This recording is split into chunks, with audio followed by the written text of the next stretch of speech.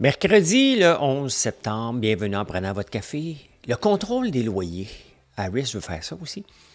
On va parler de ça. Les gens qui habitent en solo, les maudits voleurs de condos puis d'appartements, hein? S'ils ne pouvaient pas tout habiter ensemble, on en aurait plus.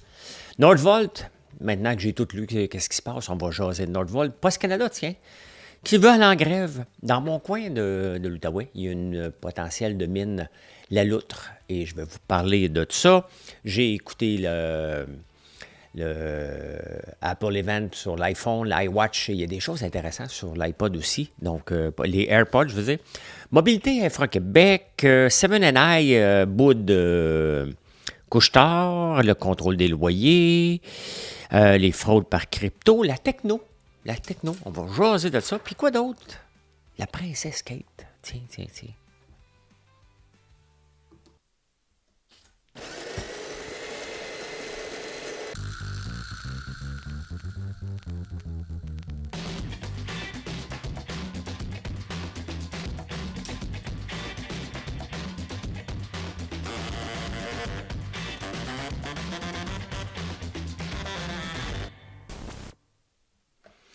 Je vous avais aussi promis un jeu Tetris fait maison. Ben, j'ai gossé à peu près, vous allez voir mon jeu là, à la fin de cette section-là, l'actualité.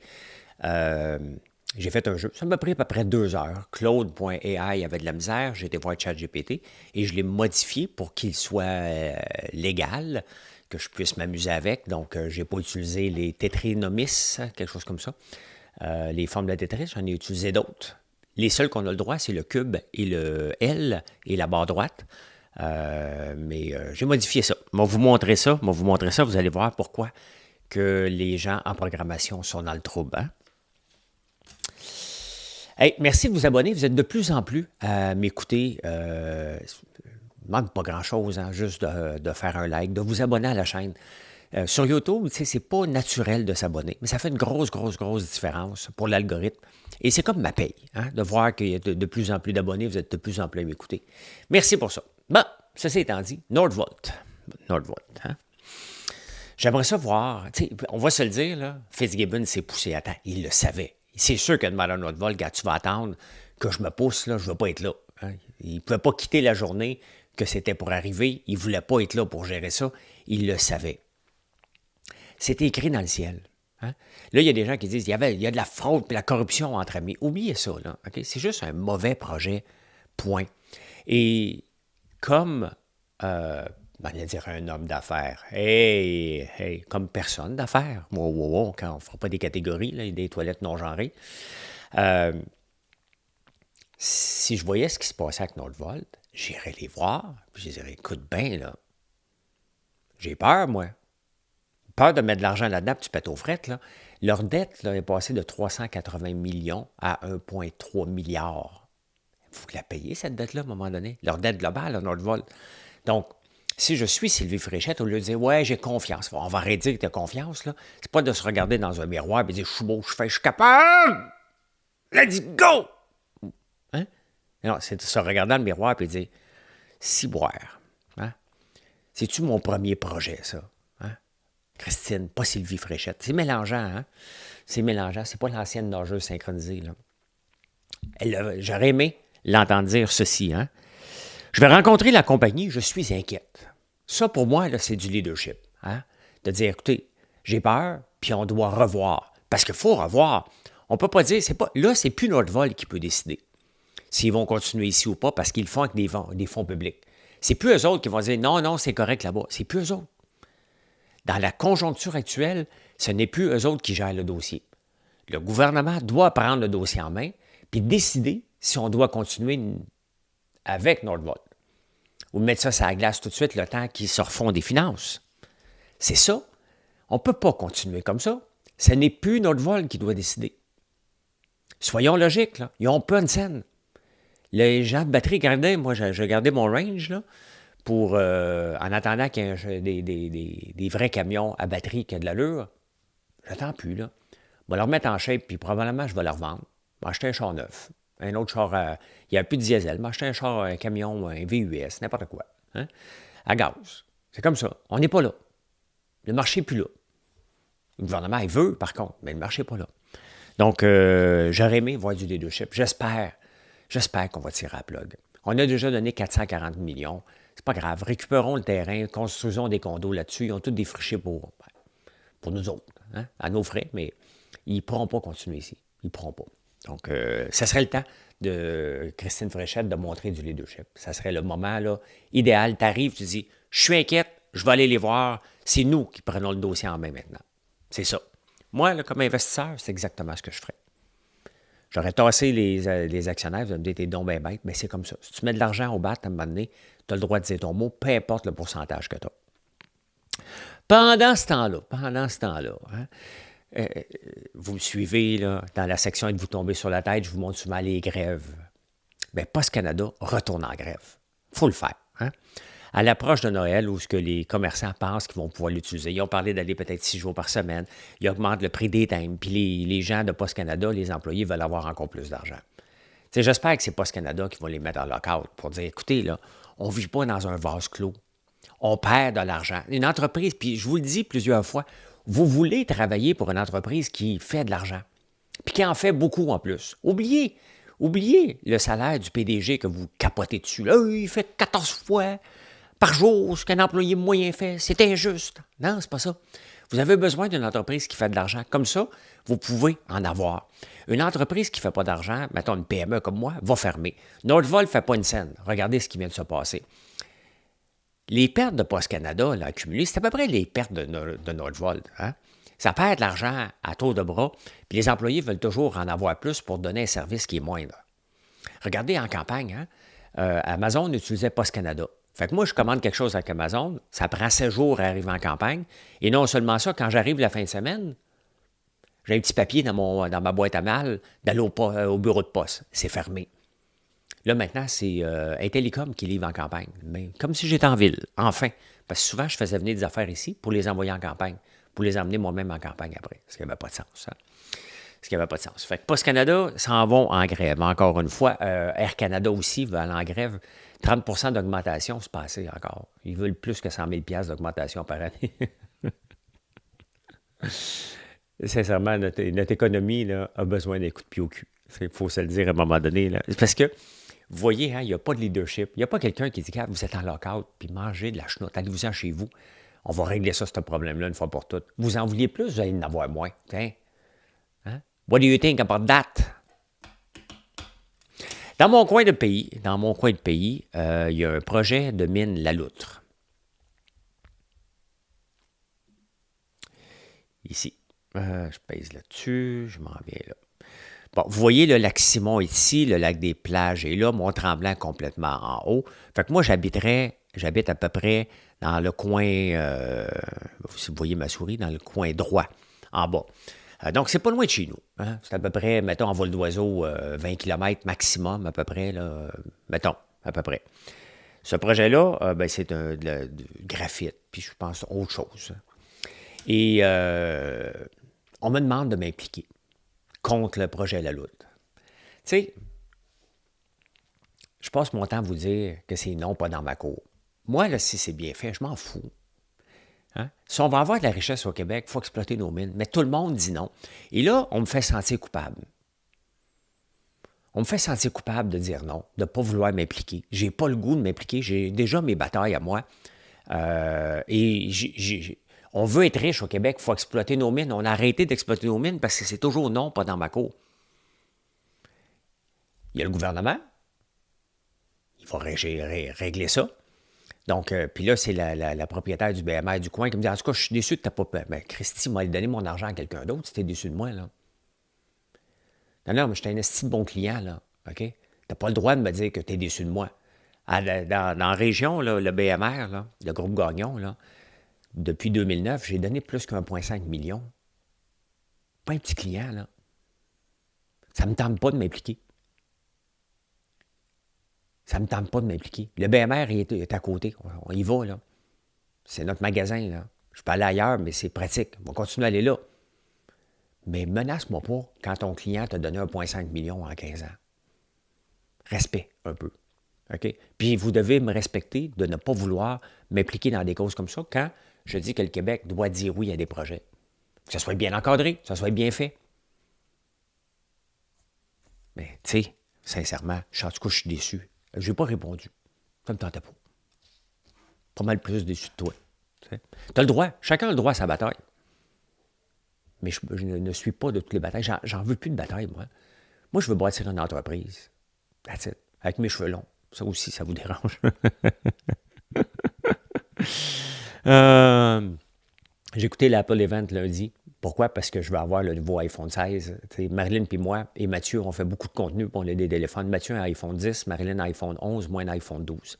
Et c'est nous autres qui faisons le contenu de nos sites. On a besoin des téléphones qui ont une bonne qualité sonore, qui ont une bonne... Ça coûte cher. Hein? Ça coûte cher, ça va coûter 2000$ chaque téléphone Pro Max quand même. Et de faire des vidéos. Je veux faire François à la ferme. Donc, je vais me filmer moi-même avec un iPhone. Les shots vont être incroyables, vous allez voir. Mais en même temps, il y a la iWatch aussi qui détecte l'apnée du sommeil. Hein? Ils vont avoir l'approval de FDA, je pense, en décembre. Et les AirPods aussi qui aident aussi à couper le son et à entendre. Donc, ça monte vraiment dans le médical, Apple. Puis c'est très, très, très intéressant de voir ça parce que s'ils sont capables de bloquer les acouphènes, vous allez me voir me promener avec des AirPods tout le temps. Mais c'est intéressant de voir ça évoluer. Bon, l'intelligence artificielle va arriver au mois de décembre dans les téléphones, mais ça va être intéressant. Je n'ai pas vu de wow là-dessus, mais au moins je vais acheter le dernier téléphone. Mais Colin, que ça coûte cher. Bien, c'est de la haute technologie. Dans le fond, ça coûte cher, mais si on s'achetait un Kodak avec des bonnes lentilles et tout ça, ça coûterait plus que 2000$ aussi. Donc, voilà. Hein? Donc, bientôt, un iPhone 16 près de chez vous. Hey, je vous amène maintenant. Je vous avais promis un jeu Tetris fait maison. Bien, il est là, le jeu Tetris. On va recommencer. Regardez, le QW tourne. Donc là, j'ai mis du popcorn. Hein? J'ai fait ça, là, ça n'a pas pris de temps, là. Hein? J'ai mis des suçons, des produits qu'on vend. Ça me tente de le faire en jeu pour s'amuser. Du chocolat, hein? Du chocolat. Comme ça, des beignes. Je vais le mettre où, les beignes? Je vais le mettre comme ça, non. On va le mettre de même, non. Non, on va le mettre de même. Je vais être cuit un peu, là. Wow! Et voilà. La barbe à papa. J'ai juste trouvé le nuage pour la barbe à papa. Donc, vous voyez, j'ai fait un jeu Tetris. Bon, mes points ne marchent pas comme il faut, là, ici, parce que je voulais que quand un nuage, je vais le terminer, là.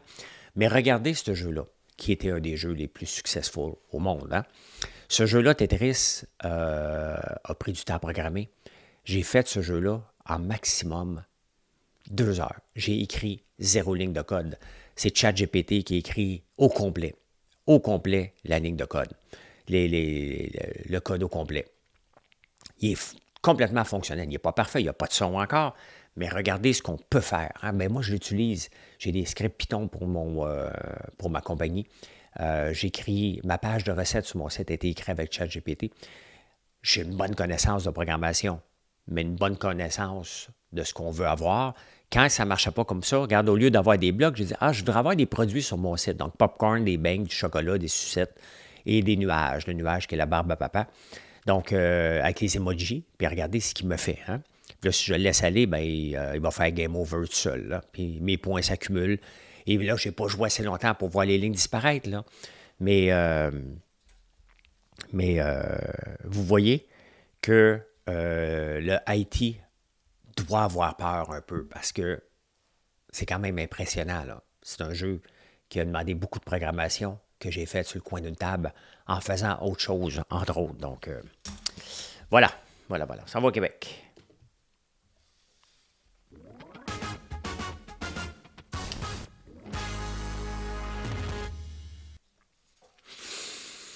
« 19% des Québécois habitent en solo, habitent seuls. » C'est dans la presse, il faisait un article sur les gens qui sont mariés ou pas. Et ça l'amène du renouveau. Hein? On veut, la Ville de Montréal veut des gens, des familles qui habitent. Le problème, c'est que c'est des gens qui habitent en solo, qui cherchent des appartements d'une seule chambre ou des fois une chambre et demie. Donc, une chambre avec pas trop de lumière ou ce qu'ils peuvent louer. Et les constructions de nouveaux condos, il y a beaucoup de demandes pour une seule chambre. Quand on a présenté, Marilyn et moi, dans une courte vidéo, dans un reel, comment on vivait, on habite, moi j'habite ici dans la maison, Marilyn habite pas loin, Il y a quelques personnes qui ont dit, ben, c'est à cause de vous autres, la pénurie de logement. Hey, sincèrement, on n'est pas dans un État communiste. Hein. Tu habites avec qui tu veux, j'habite avec qui je veux. Si je veux habiter 20 dans un appartement, je vais habiter 20. Mais là, on ne se mettra pas des règles de dire, tu n'as pas le droit d'habiter seul. Je vais vous parler tantôt dans la section finance. Pourquoi qu'on a une pénurie de logement? Hein? Qu'est-ce qui se passe ailleurs? Et on va en jaser. Mais donc, c'est quand même important, de plus en plus de gens, des couples qui habitent chacun de leur bord. Et c'est pas par égoïsme, c'est pas parce que ils sont pas prêts au commitment, c'est pas une question d'argent, c'est une question, ben moi, famille reconstituée, j'ai déjà essayé, hein, quand je me suis séparé. On n'avait pas habité ensemble, on regardait, c'était le bordel, là. C'était le bordel. Je ne croyais pas avant. J'ai même une amie qui avait écrit un texte à un moment donné dans un article, dans un journal, célibataire à deux. Je disais, tu sais, c'est épaisse. Je riais d'elle. Puis je comprends que vous pouvez rire de nous, là. Mais dans le contexte d'une famille reconstituée, recomposée, je pense que le modèle dans lequel on vit est le modèle où ce que les tensions, des chicanes inutiles de l'enfant de l'autre ne sont pas là et des compromis pour pas que notre enfant dérange la conjointe ou la conjointe. Mais bref, c'est 19 quand même. Hein? Geneviève Guilbeault, j'ai comme l'impression, est en charge de mobilité Infra-Québec. Donc, qu'est-ce qui va se passer avec les tramways, puis toutes les comme les sociétés de transport et tout ça. Là. Elle rentre en commission parlementaire. Tu sais, Geneviève Guilbeault, là, c'est là qu'on va voir une vraie leader. Hein? J'ai comme l'impression que ceux qui vont se frotter à Geneviève Guilbeault vont la trouver pas mal agressive dans les prochains mois. Pourquoi? Parce qu'elle veut montrer que c'est elle la bosse. Il y a Christine Fréchette qui vient de passer devant elle, et on reconnaît quand même les gens fiers de dire « OK, parfait. Hein? » soit que les gens s'étouffent. Hein? Quand on voit qu'on n'a pas de promotion, souvent les gens vont s'étouffer et dire « Ben là, j'ai pas de promotion » ou ils vont prendre le couteau entre les dents et vont dire « OK, hein, tu l'as nommé super ministre, je vais te montrer c'est qui la vraie super ministre ici. » Puis j'ai comme l'impression que Geneviève Guilbeault va vouloir mettre son pied à terre cet automne, ce qui devrait être bon pour les contribuables parce qu'elle va montrer qu'elle est en charge des sociétés de transport. Et j'ai hâte de voir ça. J'espère qu'on va voir la vraie Geneviève Guilbeault se lever, mettre les gens au pas et montrer « Regarde, c'est moi la bosse ici. » J'ai comme l'impression qu'elle va le faire. Hein? Elle va dire la sacoche, c'est ça qu'elle avait dit? La jette à fougère?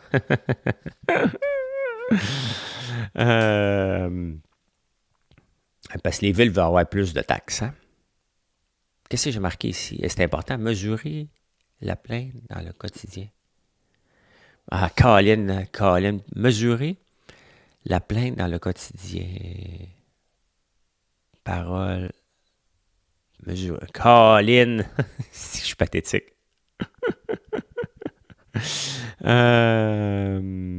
Écoute, non, je vais passer par-dessus. Je ne me souviens pas ce que j'ai écrit.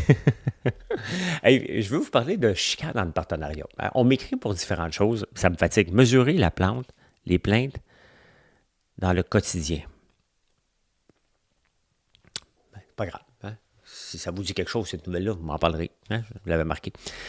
Chicane dans le partenariat. Il y a un gars qui m'écrit, il dit, écoute, je t'explique la situation. On est dans une conversation texto avec un nouvel employé. Mon partenaire dit quelque chose, je ne suis pas d'accord et je lui dis autre chose en texto, dans la conversation de groupe. Et il m'envoie un texto en privé puis il pète une coche. Puis il dit qui a raison, qui a tort. Je dis, ben écoute, je te dis franchement, là, c'est toi qui as tort. Hein? Quand on est en partenariat, dernière chose qu'on va faire, là, c'est de se chicaner devant l'employé. Il dit, ouais, mais il mettait l'entreprise dans le trouble. Mettons. Hein? Je vois peut-être. Mais ça, tu lui parles après. Il ne la mettra pas dans le trouble, il va dire à l'employé, regarde, monte l'échelle, mettons. Je ne sais pas dans quoi ils sont, j'ai aucune idée. Puis, une demi-heure après, là, tu peux y parler, tu dis, écoute, Paul, je ne sais pas comment il s'appelle, on l'appelait Paul. Hein? C'est pas Paul mon nom, ben, pas Paul. Vous souvenez-vous de ça? Il peut lui parler après, puis, tu sais, en partenariat, si tu veux que ça reste, je dis, écoute, avez-vous été dans le perso? C'est sûr que si tu les traites de gros caves, ça va pas, là, tu sais. Mais si tu restes dans le professionnel, ben ça serait d'une chicane. Là, il dit, ça fait 25 textos que j'ai envoyé, il ne me répond pas, puis je l'appelle, puis il ne me répond pas. Ça donne rien, là. Tu vas dire, regarde, demain, on va se parler. De vive voix, on ne réglera pas ça par texto en partant. Il n'y a rien de pire que régler une situation. De créer de la merde en texto, puis essayer de la régler en texto. C'est évident que ça ne marchera pas. Mais dans un partenariat, à un moment donné, même si tu n'es pas d'accord avec l'autre, tu prends ton trou, après le meeting, vous enfermez dans une salle, puis vous engueulez, c'est faux. Georges Caram et moi, on a toujours fait ça.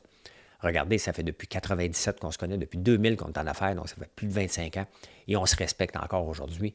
Pourquoi? Parce que le respect, on n'a pas toujours été d'accord, rarement été d'accord.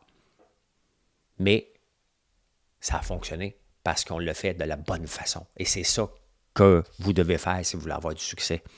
En affaires et en amour aussi. Hein? Mesurer les plantes.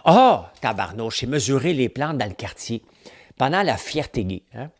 Qu'est-ce que les employés de la Ville de Montréal ont fait pendant la fierté, le défilé de la fierté gay? Bien, ciboire, il y a des employés de Valérie Plante qui ont pris un tape à mesurer, puis sont allés mesurer la hauteur des plantes dans le quartier gay, voir si c'était trop haut. Après le service des incendies, faut-tu être assez débile? La plante est trop haute. Hein? Là, la plante est trop haute. On va couper les feuilles.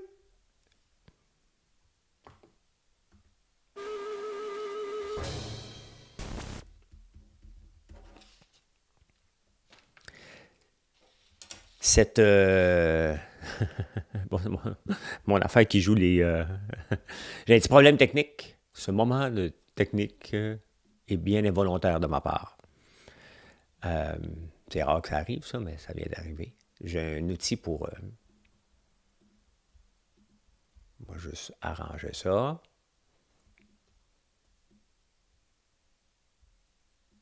Voilà. Je ne sais pas si ça va marcher, mais il y a un petit bug technique. Moi, juste checker, là.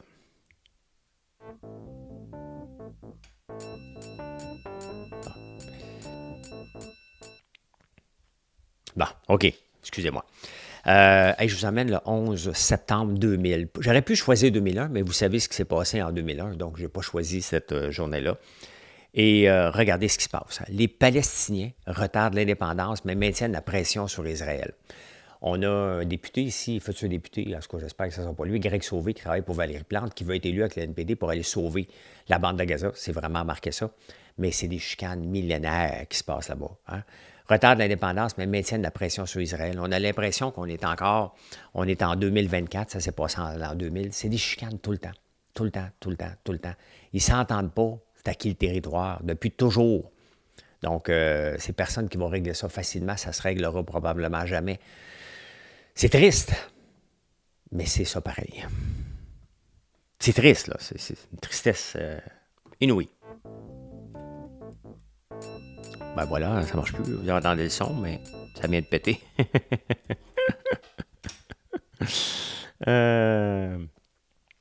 Mais c'est ça. Hein? C'est ça qui se passe des fois, la techno. Hein? C'est pas évident. En finance, écoutez, Seven & I reste de glace devant Couche-Tard. Couche-Tard qui veut toujours acheter Seven & I, les 7-Eleven, mais ça s'appelle Seven & I au Japon, la compagnie mère. Puis Couche-Tard a dit, ben on aimerait ça que vous parlez encore. T'sais. Les autres ne répondent pas. Non, tu ne réponds pas. Non, tu ne répondrais pas. Fait qu'ils ne répondent pas. Ça va bien. Ils ont le droit de ne pas vouloir vendre. Hein? Ils ont le droit de ne pas vouloir vendre. Mettons qu'on m'approcherait pour vendre, quand même qu'on m'approcherait beaucoup de millions. Là, ça ne me tente pas de vendre. Il n'y a pas besoin de plus. Ça ne me tente pas de vendre. Bon, ben, ça n'arrivera pas, là, mais ça ne me tente pas de vendre. Point final. Donc, je ne pense pas que Couche-Tard va réussir son coup. Mais ça aurait été le fun. Ça aurait été la plus grosse firme de dépanneurs au monde, Couche-Tard, mais bon, c'est pas passé. Hein? Le contrôle du prix des loyers. Et ça, c'est vraiment intéressant parce que Harris veut faire la même chose. Elle dit, les loyers coûtent trop cher, ça augmente trop, donc qu'est-ce qu'on va faire? On va faire un contrôle du prix des loyers. Il y a un économiste suédois, quand même, la Suède, là, ceux qui disent « Ah, la Suède, c'est parfait. Hein? » Lui, ce qu'il dit, il dit « Le contrôle des loyers, c'est la forme la plus efficace de détruire des villes juste après une bombe. » Donc, une bombe vient avant, puis tout de suite après, c'est le contrôle des loyers. On le voit, là. Regardez Montréal, hein? Les loyers sont désuets. Les propriétaires, maintenant, ils ne peuvent pas augmenter plus que X%. Donc, ils n'ont pas d'argent pour rénover, ils ne rénovent pas. Là, vous allez dire, hey, ils s'en mettent plein les poches, les maudits riches. Mais non, c'est pas tout le monde qui est riche. Hein? Donc, tu retardes une rénovation jusqu'à temps qu'à un moment donné, le building te pète des mains, tu le revends, il y a quelqu'un qui fait un flip, il se fait imposer dessus. Donc, on a tellement imposé les loyers que la croissance est limitée. Hein? Puis on le voit, là, les permis sont retardés, tout est retardé ici, au Québec. Hein? Donc, Harris veut faire ça. C'est une communiste. C'est ça. Quand tu mets des contrôles partout comme ça, là, c'est du communisme. Donc, c'est ça. Il l'appelle pas communiste. Euh, en tout cas, Kamala, la communiste, là, c'est ça. Elle veut faire ça. Elle veut taxer les gains non réalisés. Hein? À un moment donné, prends le contrôle de notre portefeuille, puis that's it, on travaille pour l'État. C'est à peu près ça que la gauche vers où qu'elle va. Là, ça ne passera jamais. Mais mon ami préféré, Ravier Milei en Argentine, lui a fait sauter ça. Il y avait ça, un contrôle de loyer depuis 2020. Il a dit non, on enlève ça, là, ça n'a pas de bon sens. Bien, depuis qu'il est là, le prix des loyers a diminué dans le double digit, donc plus de 10 ça veut dire à peu près 10-15 de diminution du prix des loyers. Le nombre d'augmentations de construction a augmenté en flèche aussi, parce que là, les propriétaires peuvent mettre le loyer qu'ils veulent. Donc, il y en a qui pensent qu'ils vont se mettre riches. La concurrence est à côté dans le tapis. Les prix baissent. C'est ça, l'économie. Hein? Dès que tu contrôles quelque chose, regardez comme dans l'exemple, il parle de l'air. Hein? L'air, c'est libre. On respire de l'air, elle n'est pas contrôlée. Dès que tu commences à contrôler n'importe quoi en dessous de ça, bien, il y a des contrôles, puis l'économie, le jeu de l'offre et la demande est joué, tout simplement. Donc, il ne faut pas avoir le contrôle sur les loyers. Il faut comprendre ça, que ça n'a pas marché. Ça ne marche pas du tout, du tout. Si tu laisses libre cours au marché, le marché va se régulariser par lui-même. Les loyers coûtent trop cher, il y a des gens qui vont construire des condos. Regardez dans le cochon, hein, le cycle du cochon, c'est ça. Pendant 18 mois, les prix sont là, OK? Les prix vont bien, les prix montent. Là, les gens disent, OK, les prix montent, on va avoir plus de cochons, on va faire plus d'argent. Donc, ils gardent plus de bébés, donc il y a plus de cochons. 18 mois plus tard, parce que ça accouche vite des cochons, il y a trop de cochons sur le marché. Les prix baissent. Le monde arrête d'en avoir, et c'est comme ça tout le temps. Tout le temps, tout le temps, tout le temps, tout le temps, le cycle du cochon, c'est ça. Bien, c'est ça. Hein? Donc, le marché va se régulariser par lui-même. Si c'est trop cher, le monde dit, hey, il y a de l'argent à faire, m'en construire. Oups, il y en a trop. Laissez les propriétaires gérer leur shit financièrement. Laissez, pas la spéculation, mais laissez, puis vous allez voir, les loyers vont être moins élevés. Bien, c'est exactement ce qui se passe en Argentine et qu'on devrait prendre note. Ça n'arrivera pas ici, là. Mais il ne faut pas établir quelque chose aux États-Unis. Là. Ils peuvent le faire. Elle va le faire. Elle va le faire, c'est au pouvoir. Donc, c'est pour ça que je préfère le fou à Trump que des mesures comme ça, parce que ces mesures-là vont venir nous impacter ici. Au moins, avec Trump, tu sais qu'il est fou. T'sais? Il ne sourit pas pour rien. T'sais? Il ne sourit pas pour rien. Les fraudes par crypto, hein? Quand je m'étais fait hacker ma page, il y a beaucoup de gens qui se sont fait avoir parce que c'était marqué que je mettais de la pub de crypto sur ma page. Donc, les gens ont fait confiance à ça. Mais il y en a encore beaucoup. Hein? Aux États-Unis, l'année passée, c'est 5,6 milliards encore de gens qui ont acheté de la fausse crypto, des bitcoins à Elon Musk et des niaiseries de même. 5,6 milliards. Tu sais, la crypto, là, c'est quand même encore très spéculatif. Ça ne sert pas à grand-chose. On va aller voir. Ça fait longtemps, je ne le regarde même pas. J'en ai là, du bitcoin, là. J'en ai un peu pendant que je suis là. Regardez Apple n'a pas regardez, ça a baissé un peu. Les nouvelles annonces n'ont pas fait de wow, mais il n'y a plus de wow avec le téléphone. Est-ce que j'en ai pour mon argent? Les s'en vont dans le médical, on va voir ce que ça va donner. Mais regardons la crypto-monnaie un petit peu. Ouais, ça fait du surplace, hein? Ça fait du surplace. Le Bitcoin à 57 000, il remonte, il descend. C'est ça le Bitcoin. Donc, encore beaucoup de fraude. Trop d'ailleurs. Donc, 5,6 milliards. Faites attention. Hein? Achetez pas de la crypto n'importe où. Là. Il y a des places pour acheter de la crypto. Puis si quelqu'un dit, garde, j'ai eu un deal, il n'y a pas de deal. Okay? Il n'y a pas de deal. Tu achètes ta crypto aux bons endroits. Mais c'est pour ça que des fonds comme iBit, comme que j'ai, donc ça évite la fraude. Là. Tu vas chez ton courtier, tu achètes du Bitcoin par l'entremise d'un fonds. Les risques de te faire avoir sont pas mal moins élevés. Hein? La techno, on parle beaucoup d'intelligence artificielle. L'intelligence artificielle vient avec des serveurs. Donc, tout ce qui est dans les serveurs, ce qui refroidit les serveurs, monte aussi. Ce qui bâtit, Dell va bien. Mais à part l'intelligence artificielle, je vous ai montré le jeu Tetris tantôt, il n'y a pas grand-chose. On dirait que tous les œufs sont mis dans le même panier pour l'intelligence artificielle. Il n'y a pas de compagnie qui sortent du reste. La techno, en ce moment, elle est morte. Les jeux vidéo, c'est mort. Hein? C'est pas mort, mais c'est au ralenti. Toute la technologie, le reste, le développement d'applications aujourd'hui, on développe quoi comme application? Hein? Quel genre de personnes? Honnêtement, je vous ai montré Tetris, là. Quand on a lancé l'application Boost Me, ça a quand même coûté cher. On avait quand même une dizaine de programmeurs. Aujourd'hui, je ferais ça sur le coin d'une table. Boost Me. Boost Me, là, en une semaine, je refais l'application complète. Donc, c'est sûr qu'on arrive à la croisée des chemins, qu'on a besoin de moins en moins de programmeurs, développer plus rapidement, être à la fine pointe. À IVA Technologies aussi, on a quand même plusieurs programmeurs et on a de la misère à suivre le rythme de toutes les nouvelles technologies. On est toujours un peu en retard, c'est pour ça qu'il faut utiliser l'intelligence artificielle aussi. Donc, tout le reste, là, c'est mort. Tous les yeux, toutes les ressources sont mis, un peu comme le bug de l'an 2000. Tout le monde pense qu'ils vont être riches avec l'intelligence artificielle et le gouvernement aime ça. Dès que le mot AI là-dedans, les subventions pleuvent à tour de bras, là, hein, parce que les gens pensent qu'il y a de l'argent à faire. Donc, puis c'est le nouveau buzzword. Il y a des buzzwords à chaque étape de gouvernement. Là, c'est l'AI, tout l'argent est mis là-dedans. Après ça, avant ça, c'était quoi? Le data. Donc, le data, ça fait longtemps, là. Donc, puis, voilà, insolite. Ah ben oui, ça marche pas. Ça marche pas. Ça a planté. Et sincèrement, la princesse Kate qui a fini ses traitements de chimiothérapie, bravo, c'est le fun. Non, mais c'est vrai. Est-ce que ça mérite une alerte de la presse en plein milieu de la journée? Est-ce que ça mérite une alerte du New York Times? On s'entend, c'est une nouvelle. Mais de nous envoyer un pop-up pour nous dire qu'elle a fini ses traitements de chimiothérapie, sincèrement, elle n'est pas décédée, là. C'est comme bien du monde. Je sais bien que c'est une grande vedette, là. Hein? Mais quand, sincèrement, la presse, forcez-moi un petit peu, là. Ce n'est pas je veux bien garder les alertes pour voir ce qui se passe, mais là, vous me faites suer en tabarnouche, là. New York Times aussi. Je sais que c'est partout dans les journaux. C'est partout.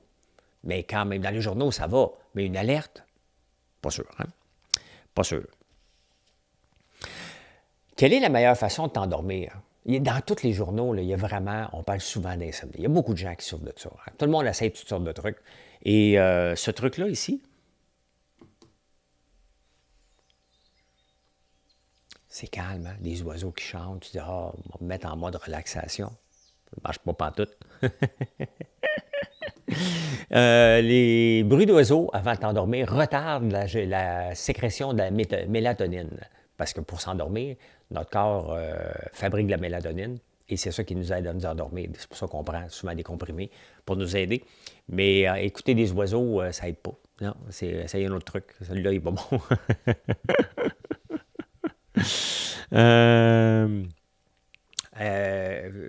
Avez-vous une plaie ouverte? Hein? Une blessure, une plaie? Écoutez, les chercheurs, moi ça m'impressionne souvent.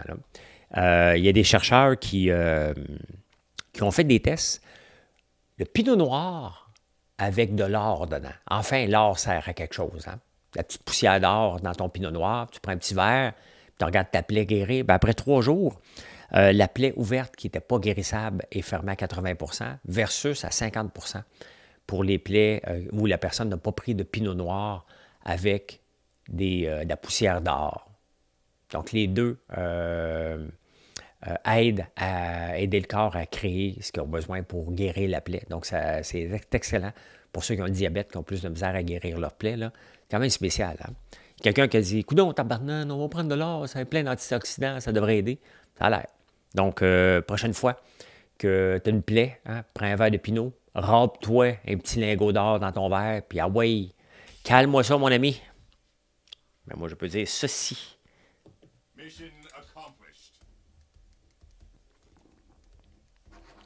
Bien, merci d'être là encore une fois. Je vous souhaite une excellente journée. Puis venez nous voir sur françoislambert.one, O-N-E.